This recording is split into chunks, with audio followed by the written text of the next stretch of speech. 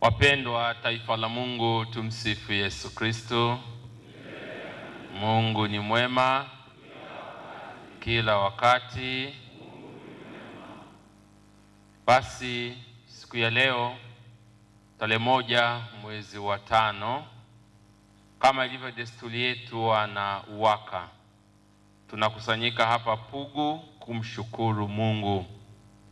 Na tunamshukuru Mungu kwa zawadi kwanza ya imani, lakini pili tunamshukuru Mungu kwa zawadi ya kazi mbalimbali ambayo Mwenyezi Mungu anatujalia kupitia karama zetu.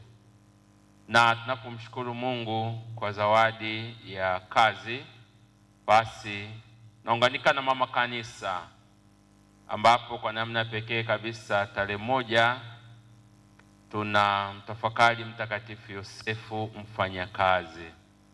Na tunapomtafakari Yosefu mfanyakazi, tunatafakari namna ambavyo Mwenyezi Mungu anamtunuku mwanadamu kazi. Kwa kuwa yeye mwenyewe alifanya kazi ya uumbaji, basi anamtunuku mwanadamu kwamba kama Mungu alifanya kazi, na mwanadamu anapaswa kufanya kazi.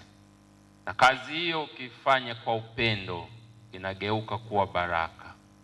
Ndilo ambalo siku ya leo tungependa kuweza kutafakari hilo. Kama tulivyosema mwanzo, siku ya leo pia tunaungana na mama kanisa kuanza mwezi wa Rozari, kusali Rozari mwezi wa 5. Kumbe tunalikwa pia kama wanafamilia ya Mungu kuweza kusali Rozari kila siku, mwenzi mama yetu Bikira Maria.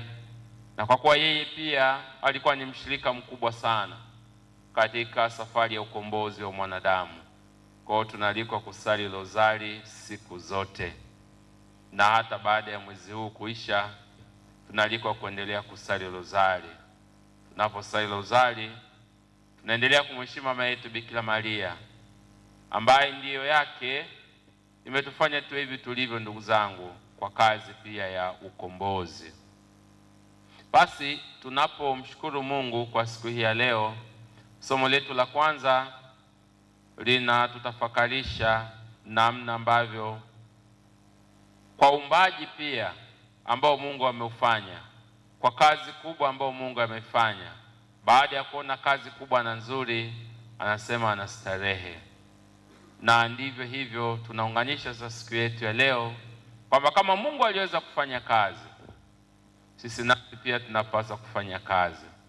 Na baada ya kufanya kazi, hatupumziki kulala tu, bali tunastarehe tukiona matunda ya kazi kubwa na nzuri ambayo imefanyika.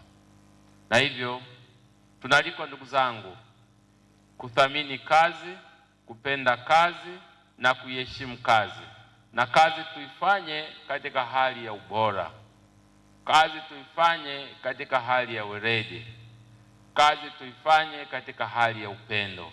Tukifanya hivyo vizuri, basi kazi hiyo kama ninavyosema inageuka kuwa baraka, na wewe unakuwa baraka na unafanyika baraka kwa wengine. Na tumekuwa tukielezwa wakati fulani katika homilia kwamba wapo baadhi ya watu ambao wanaona kazi kama ni adhabu, lakini kiukweli ni kwamba mwili wako unapoendelea kufanya kazi, unaufanya mwili uwe imara, unaufanya mwili uwe mchangamfu, unaufanya mwili uwe katika hali ya ubora pia, kwa sababu ya kufanya kazi. Kwa tunapofanya kazi, sio tu tunapata heshima, sio tu tunakidhi mahitaji yetu, lakini pia miili yetu imeumbwa kufanya kazi kwa sababu ya misuli ambayo Mungu ametujalia. Kwa hiyo inafanya kazi muda wa kutosha, basi tunaendelea kuwa na afya njema. Hivyo tunaalikwa, ndugu zangu, tunapotafakari somo letu la kwanza, tuendelee kuona wajibu wa kufanya kazi na tuwafundishe watu nidhamu ya kufanya kazi vizuri.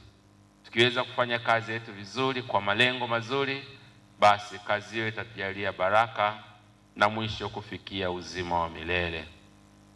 Somo letu la Injili linaeleza namna ambavyo Bwana wetu Yesu Kristo walimuona ni wa kawaida ndugu zake na wengineo waliomfahamu, sema huyu si mwana wa seremala. Na Yesu hakufanya miujiza mbalimbali mingi kwa sababu ya kutokuamini kwao. Lakini tunamwangalia Yesu aliye na baba mlishi ambaye Mtakatifu Yosefu, ambaye tunaita ni fundi seremala. Na Yosefu tungeweza kusema ndugu zangu, ufundi wake hakuishia tu anakuwa fundi seremala, lakini tungeweza kusema fundi wa kukarabati roho za watu. Na ni fundi wa kukarabati roho za watu kwa sababu ya mambo matatu ambayo Mwenyezi Mungu amemkirimia. Tungeweza kusema manne: utii wake kwa Mungu, unyenyekevu wake kwa Mungu, nidhamu yake kwa kazi, lakini pia kuwa mtu wa haki. Hayo yalimstahilisha Mtakatifu Yosefu aendelee kuwa fundi, si seremala tu, sio fundi tu wa hivyo vitu visivyoongea, bali hata fundi pia wa roho zetu.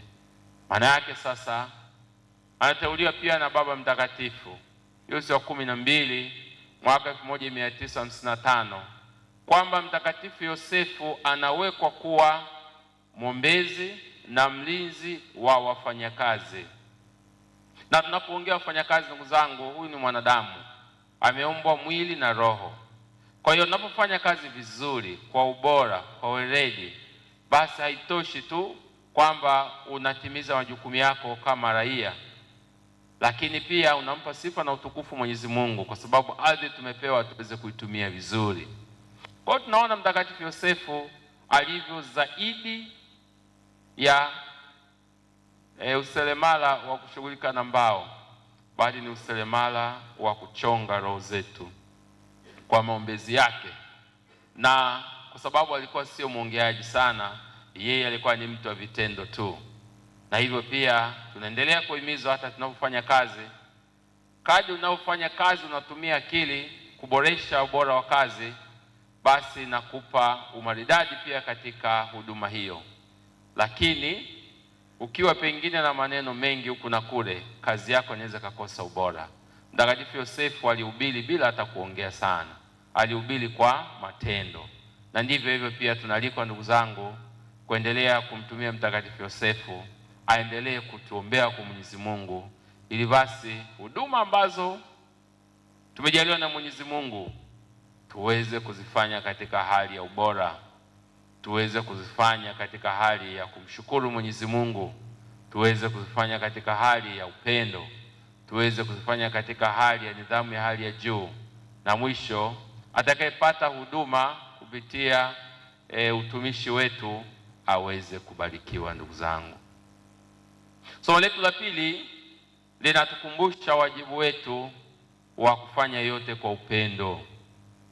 Tunaambiwa hata ungefanya mambo makubwa, kama usipofanya kwa upendo bado si kitu.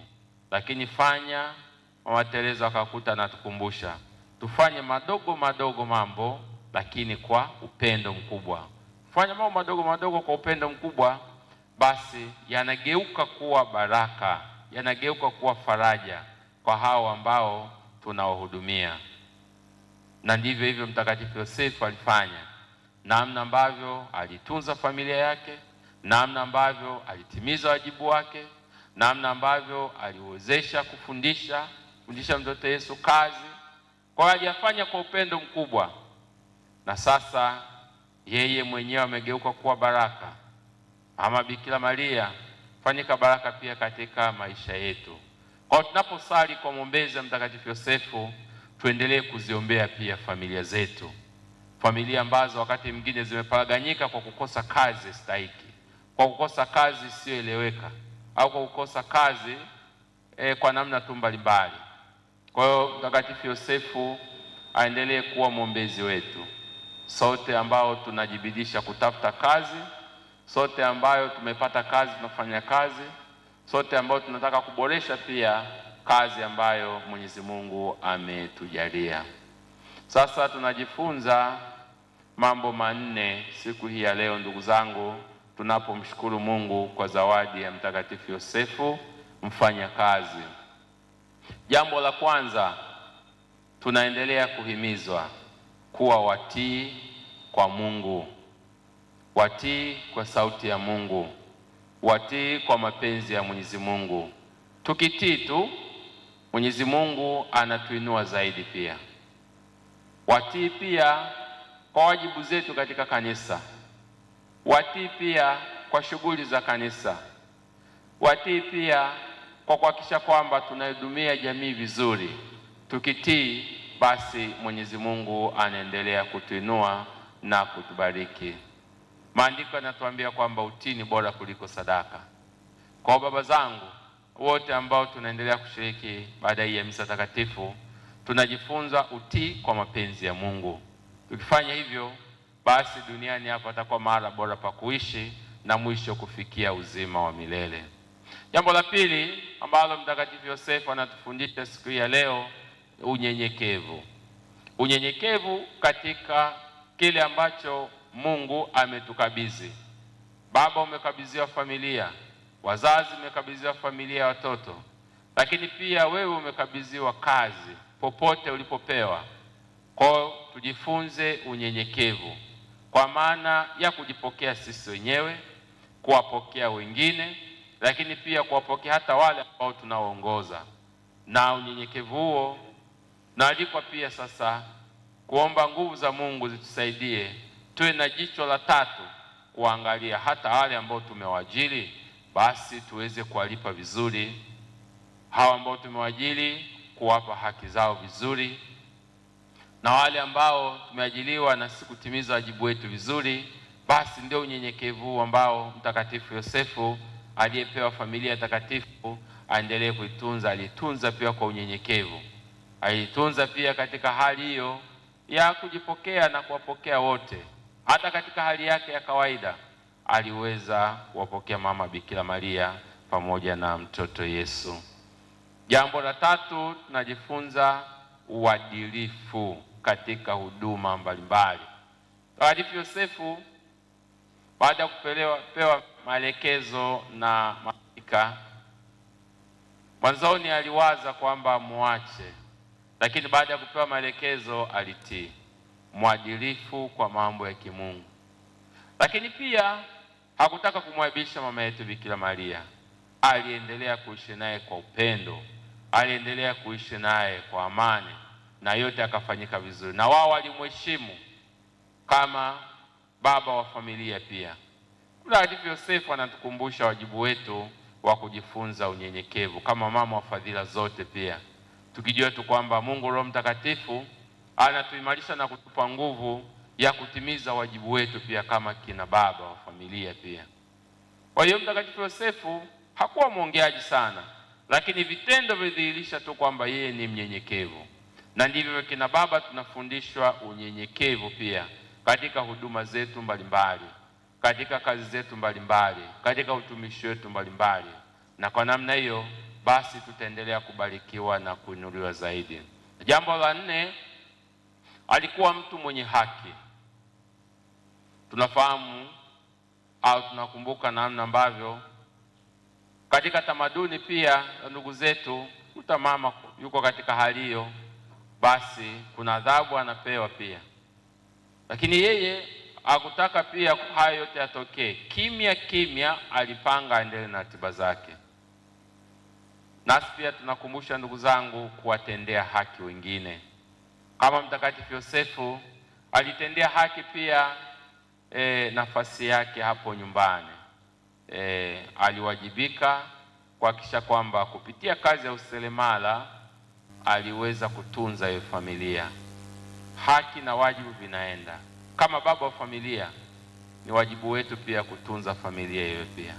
Na tunapotunza familia basi tunabarikiwa zaidi na kuinuliwa. Na familia pia wanaendelea kukushukuru wewe baba wa familia kama kuhani kwa kazi kubwa wanayoifanya, wana kuombea. Na ndilo hilo ambalo tunahimizwa katika familia, basi kujifunza kupitia maombezi ya Mtakatifu Yosefu kuombea baba zetu wote, ili Mwenyezi Mungu azidi kuwabariki, azidi kuwatunza, azidi kuwainua lakini pia azidi kuwapa nguvu ya kuendelea kuzihudumia familia. Haidhuru katika mahangaiko aina mbalimbali, haidhuru katika changamoto mbalimbali, lakini tusikate tamaa, tuendelee kuwabeba kina mama, watoto, ndugu, jamaa na marafiki. Ni mzigo mzito, lakini kwa maombezi ya Mtakatifu Yosefu tunaamini yote yataweza kwenda vizuri. Kwa hiyo Yosefu kama mtu mwenye haki hakupenda kumwaibisha mtu yoyote, hata baba nyumbani. Basi Mwenyezi Mungu azidi kukuongoza kwamba pengine usipende kumwaibisha mama na usipende kuwaibisha wengine.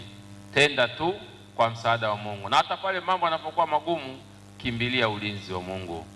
Na tunapokimbilia ulinzi wa Mungu, nyumba yako itaendelea kuwa imara. Maandiko yanatuambia kwamba Bwana asipoulinda mji, waulindao wanafanya kazi bure. Kumbe baba, ulinzi wako mkubwa uwe ni kwa Mungu kwa ajili ya kutunza familia.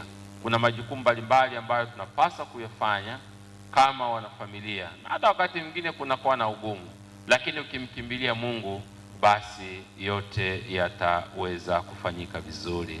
Wapenda ndugu zangu, siku ya leo tunapomshukuru Mungu kwa zawadi ya Mtakatifu Yosefu mfanyakazi, tunaalikwa pia kama ilivyo duniani kote, wafanyakazi wanakuwa na vikundi mbalimbali ili kuweza kushikamana na kusaidiana pia katika pengine changamoto mbalimbali au kutiana shime. Basi tuendelee kuwaombea ili basi katika makundi hayo yakaweze kushirikiana vizuri kwa ajili ya kumhudumia huyu mwanadamu kupitia huduma zetu mbalimbali pia. Lakini zaidi, tunapoendelea kumtafakari Mtakatifu Yosefu, anaunganika na mama yetu Bikira Maria. Tunaalikwa mwezi huu kuendelea kusali rozari kwa bidii.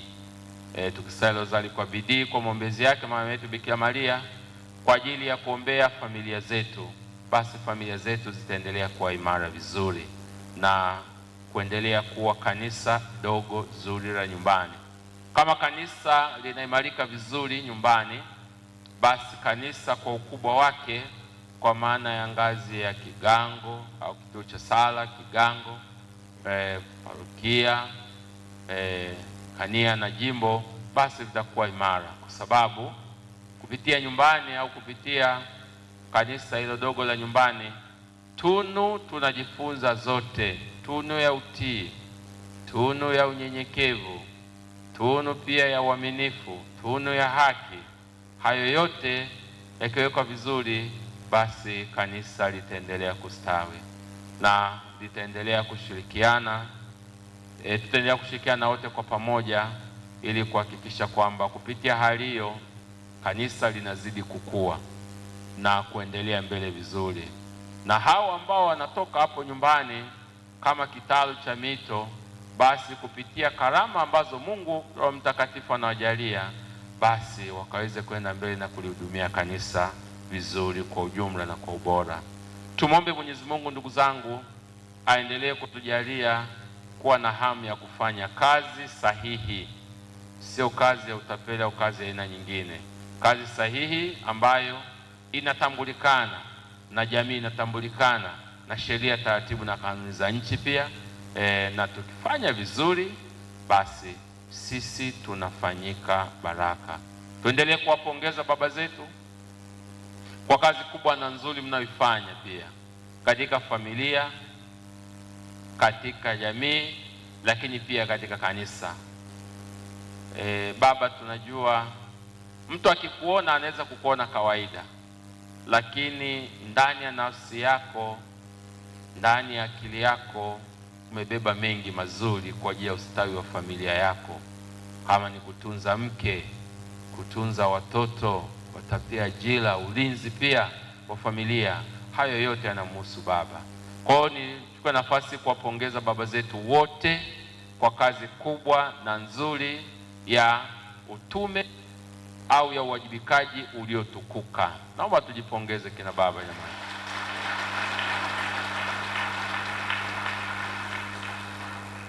Kwa kweli Mwenyezi Mungu azidi kuwabariki na kuwatunza. Ukimwona baba anaamka saa 11, wengine hata saa 10, saa 9, anatoka kwenda kutafuta kwa ajili ya familia, na yanayomkuta huko mchana ni mengi. Ndugu zangu, ukipita barabarani huko unaona kina baba wanahangaika, yote kwa ajili ya kuhakikisha kwamba huko nyumbani watu wakae vizuri, na anaporudi usiku basi anafikisha hicho ambacho ameweza kukichuma, basi analala. Kesho asubuhi anaendelea zile hela ambazo pata, basi familia inaendelea vizuri. Yaani kwa maneno mengine ni kama baba hapumziki.